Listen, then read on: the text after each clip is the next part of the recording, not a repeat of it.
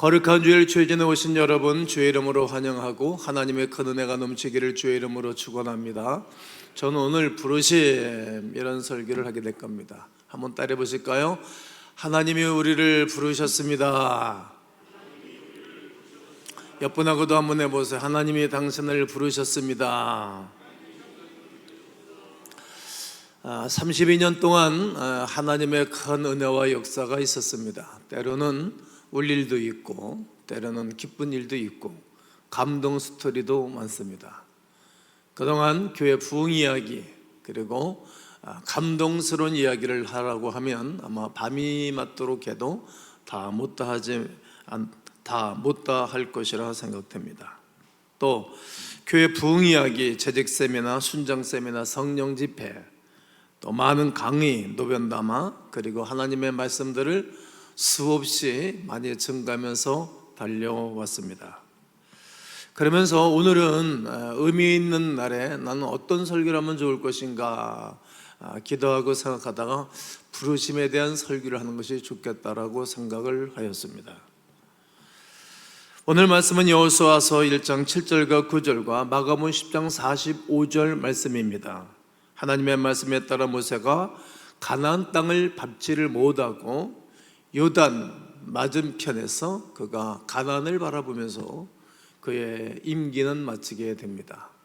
모든 사람들에게 공평한 죽음이라는 죽음을 맞이하고 그는 이 땅을 떠나가고 사역을 내려놓게 되어집니다. 이스라엘 백성들을 이끌 지도자가 공석이 되었습니다. 이제 모세의 뒤를 이어서 이스라엘 백성들을 인도해갈 리더십을 찾는 가운데 하나님은 여호수아를 선택하셨습니다. 오늘 본문은 하나님이 여호수아를 민족의 지도자로 부르시고 하시는 말씀입니다. 하나님께서는 이스라엘 백성들을 이끌 여호수아를 선택하여 불러주셨습니다. 그 말씀이 오늘 본문의 2절에 기록하고 있습니다. 내적 모세가 죽었으니 이제 너는 이 모든 백성과 더불어 일어나 이 요단을 건너 내가 그들 곧 이스라엘 자손에게 주는 땅으로 가라는 말입니다. 하나님은 여호수아를 부르실 때 위대한 계획과 하나님의 뜻을 이루어 가실 계획을 가지셨습니다. 여호수아의 부르심을 통해 가나안 정복이 이루어지게 된 것입니다. 여호수아는 하나님의 부르심이 있었을 때 아주 부담감이 컸을 것입니다. 200만 명에 되는 백성들을 이끌어가기가 쉽지 않았지 않겠습니까? 그리고 불평과 불만이 그들에게는 훈련됐던 사람들, 이상한 것이 훈련된 사람들이 이스라엘 백성들이었습니다. 그리고 자기는 애굽에서 출애굽할 때 함께했던 모든 사람들이 광야에서 다 묻어버렸어요. 하나님. 왜냐하면 불평 불만하는 사람들 가나안에 데리고 들어가면 그 쓸모없는 백성들 되고 오염을 시키니까 하나님은 광야에다 다 묻어버렸어요. 그러니까 생존했던 사람은 여호수아와 갈렙뿐입니다. 그러니까 자기도 긴장됐겠죠. 왜냐하면 내가 혹 자칫 잘못하면 나도 이렇게 일찍 사역을 내려놓고 내 목숨을 걷어가진 않을까. 그리고 분명히 모세에게 가나안으로 내 백성들 인도에 가라고 말씀하셨고 가나안을 목표로 주셨으니까 모세도 가나안 땅에 입성할 줄 알았는데 안 집어넣었잖아요. 그러니까 하나님이 두려웠던 거죠. 마치 사무엘 선지가 사울 왕을 세웠는데 실패를 했어요. 그러니까 사울 왕 입장에서는 내가 앞으로 왕을 세울 때는 더 신중하고 기도 많이 해야 되겠다는 생각했겠죠. 그러니까 자기는 누가 왕이 될는지도 알지 못했지만 하나님이 가라는 대로 가서 이제 다윗에게 기름을 붓죠. 한번 실수한 것이 그에게는 부담감이고 한번 실수하고 어려움 당한 것이 그에게는 두려움이 되었을 것입니다. 그래서 더 조심하고 더 두렵고 떨렸을 것입니다. 그러나 하나님께서는 여호수아에게 분명하게 말씀해 주신 것입니다. 여호수아서 1장 5절을 크게 한번 읽겠습니다. 시작. 네 평생에 너를 능히 대적할 자가 없으리니 내가 모세와 함께 있었던 것 같이 너와 함께 있을 것임이니라. 내가 너를 떠나지 아니하며 버리지 아니하리니. 내가 말이야 모세에게 함께 했던 것처럼 너 봤지? 40년 동안 너한테도 함께 있을 것이라고 용기를 줬던 것입니다. 그리고 9절에서도 내가 네게 명령한 것이 아니냐, 강하고 담대하라, 두려워하지 말며 놀라지 말라, 네가 어디로 가든지 네 하는 여호와가 너와 함께 하느니라 하시니라. 여러분, 하나님께서는 누군가를 부르실 때는 반드시 책임을 지시는 것입니다. 책임. 그리고 하나님께서 능력을 더하시고 능력을 맡겨주셔서 하나님의 일을 할 수 있도록 하시는 것입니다. 그리고 하나님이 함께 해주시면 능치 못할 일이 없습니다. 그리고 하나님의 뜻을 그를 통하여 반드시 이루어지는 것입니다. 마침내 하나님은 여호수아를 부르셔서 이스라엘 백성들이 가나안 정복사를 이루어 가셨던 것입니다. 마침내 출애굽 계획을 완성시킨 것입니다. 이처럼 하나님께서 하나님의 백성들을 부르심을 통하여서 하나님의 뜻을 이루시는 것입니다. 여호수아뿐만이 아니라 하나님께서는 그 시대마다 이 시대에도 하나님은 당신의 백성들 한 사람 한 사람을 부르셔서 하나님의 구원의 큰 뜻을 이루어 가시는 것입니다. 하나님은 아브라함을 부르셔서 민족을 이루신 것입니다. 창세기 12장 1절과 2절에 하나님이 내가 너로 큰 민족을 이루겠다고 분명히 말씀하신 대로 그는 순종을 하고 달려갔습니다. 또 모세를 부르셔서 이스라엘 백성들의 출애굽 사역을 이루신 것입니다. 출애굽기 3장 10절에 이제 내가 너를 바로에게 보내요 너에게 내 백성 이스라엘 자손을 애굽에서 인도해 내게 가릴 것이라고 분명히 말씀하십니다. 또 다윗을 부르셔서 이스라엘 왕국을 이루셨습니다. 사무엘상 16장 12절과 13절에 보게 되어지면 이에 사람을 보내어 그를 데려오매 그의 빛이 붉고 눈이 빼어나고 얼굴이 아름답더라. 여호와께서 이르시되 이가 크니 일어나 기름을 부으라 하시는지라. 사무엘이 기름 뿔병을 가져다가 그의 형제 중에서 그에게 부었더니 이날 이후로 다윗이 여호와의 영에게 크게 감동되니라. 사무엘이 거기서 라마로 가니라.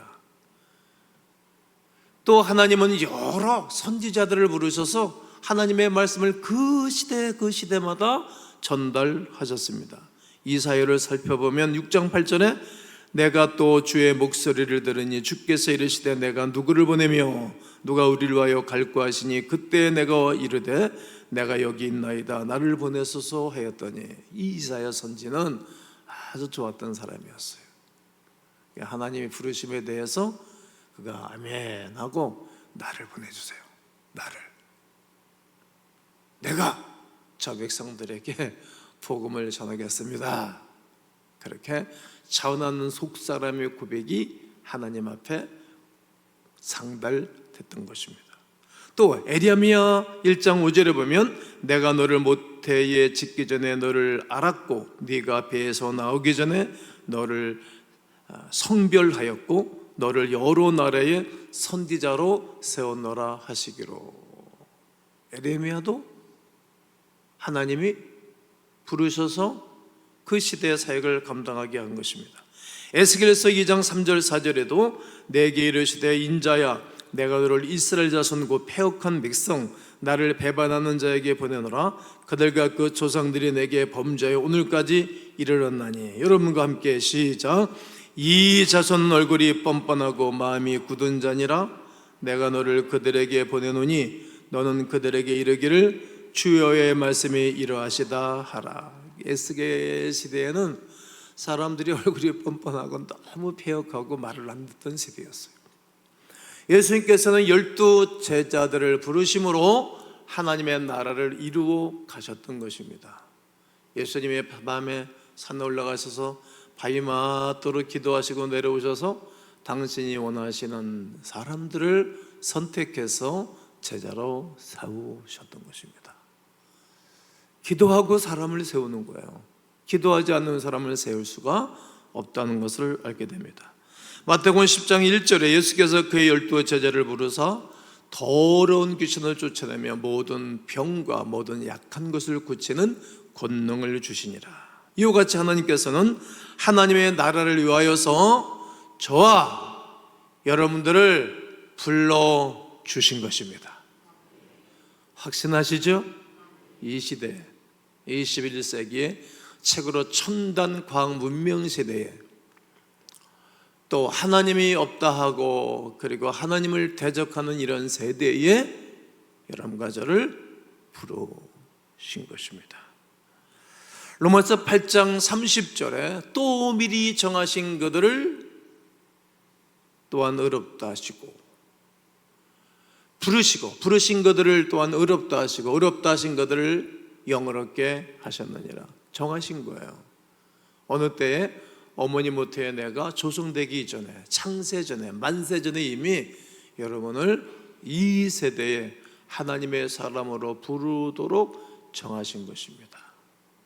그러한 다음에 시간 가고 세월 가면서 실패를 거듭하고 또 실수도 하고 잘못도 하고 불순종도 하고 연약해져서 어려움을 겪기도 하고 그러면서 영화로운 사람들로 만들어가는 것입니다. 하나님의 나라를 위해서 여러분과 저를 부르신 것을 믿어지시지요? 예수님의 피로 값주고 사신 교회를 치기하고 예수 그리스도의 피로 값주고 사신 교회의 일꾼으로 부르신 것을 확인할 수 있습니다.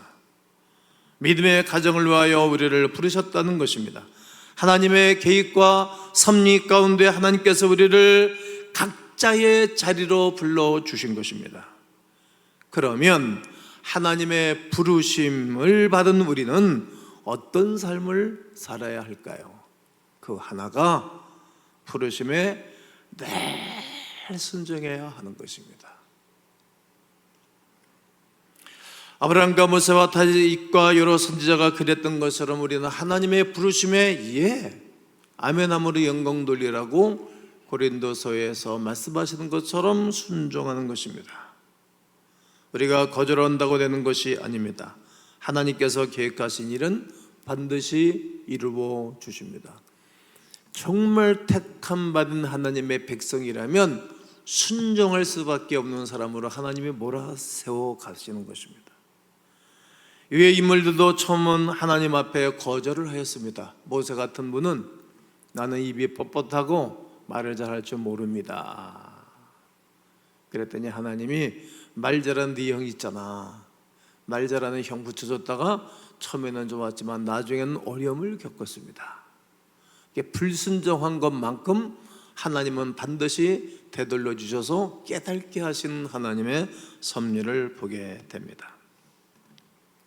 버젓것도 없던 목동 다윗에게 성령을 부어주셔서 하나님의 거룩한 역사를 감당하게 하고 그의 맨 처음 그의 했던 일은 목동으로 출발하여 통일 왕국을 이루는 아주 멋진 왕으로까지 하나님이 이끌어 주셨습니다. 지은 자가 너무 많아 하나님을 보지 못했던 이사야에게도 죄의 사하심을 베풀어 주시고 난 다음 구원의 거룩한 역사를 이루어 주셨습니다. 그렇습니다. 여러분과 제가 주의 거룩한 뜻에 하나님의 부르심에 순종만 하시면 하나님이 크게 세워 주십니다. 부르심의 목적대로 살아야 됩니다. 성경의 인물들은 각 시대에 필요한 목적, 내가 필요한 대로 인생을 사는 것이 아니라 하나님이 필요한 목적대로 살아드려야 하는 것입니다. 아주 오래전에 우리 교회에서 릭 워렌 목사님이 쓴 목적이 이끌어가는 삶, 이 책을 읽혀가면서 40일 동안 캠페인한 적이 있습니다. 기억들 나실 것입니다. 제 서재실에도 이 책이 여러 권 그대로 꽂혀 있습니다. 하나님 우리를 부르실 때는 다 목적이 있었던 거예요. 거기에 맞게 자기가 잘하는 것들이 한두 가지는 반드시 있어요. 그것을 맡겨주셔서 하나님의 거룩한 일들을 하게 하신 것입니다. 우리가 속해 있는 공동체에 필요한 목적대로 한 분 한 분을 불러 세운 것입니다. 먼저 우리는 하나님을 영화롭게 하기 위하여 찬양을 드리기 위한 존재들임을 우리는 너무나 잘 알고 있는 사실입니다. 또 우리는 영혼을 구원하기 위하여 성도로, 일꾼으로 부름받은 존재입니다. 또한 우리는 연약한 자들을 돌보고 그들을 세워주는 거룩한 일을 감당하는 것입니다. 바나바가 사울이 의기소침해서 묻혀 있을 때 가서 뿜뿌질을 하는 거예요. 경략을 위로하고, 그리고 그를 다시 한번 하나님의 거룩한 캠프에 초청을 해서 위대한 사역을 하는 거예요. 아무리 큰 거성일자라도 실망하고 낙심될 때가 있잖아요. 그때 바나바가 그 귀한 사역을 했던 것입니다. 성도들도 교회 생활, 믿음 생활, 사회 생활 하다가 힘들고 어려울 때 있잖아요. 그때 누군가 나에게 와서 권면하고 세워주는 일들이 있었지 않습니까? 저에게도 그런 일들이 많이 있었습니다. 인생은 목적대로 살 때 인생이 행복한 것입니다. 하나님이 나를 부르신 목적대로 살 때 하나님이 베풀어 주시는 상이 있다는 거예요. 너희는 먼저 그의 나라와 그의 의를 구하라, 그리하면 이 모든 것을 더해 주시겠다는 약속이 우리 가운데 이루어져서 감격 가운데 살고 있지 않습니까? 예를 들어 시계가 있습니다. 시계가 만들어진 목적이 무엇입니까? 그냥 시간을 알려주기 위해서 시계를 만든 것입니다.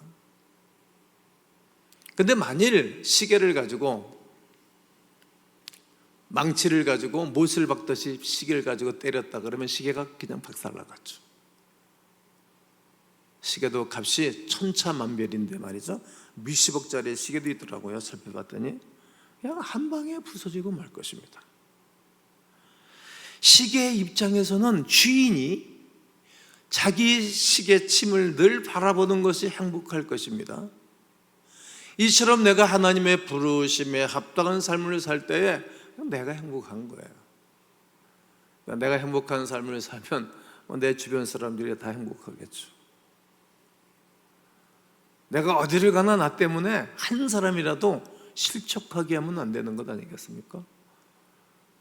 마태복음 18장에서 만약에 어린 나이 하나를 실족하게 하면 연자맷돌을 네가 목에 다물고 바다에 뛰어들어가면 너 죽어라, 이런 얘기예요.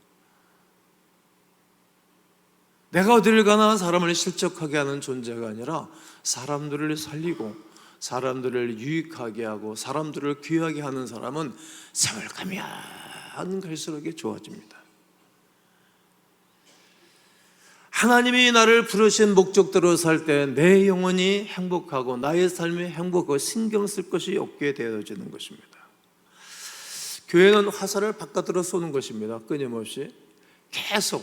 우리가 한국 사람들은 돈 쓸 때 이렇게 안으로 쓰잖아요. 내 거 내 거 쌓아놓으면 또 뭐 이렇게 뭐 하겠어요.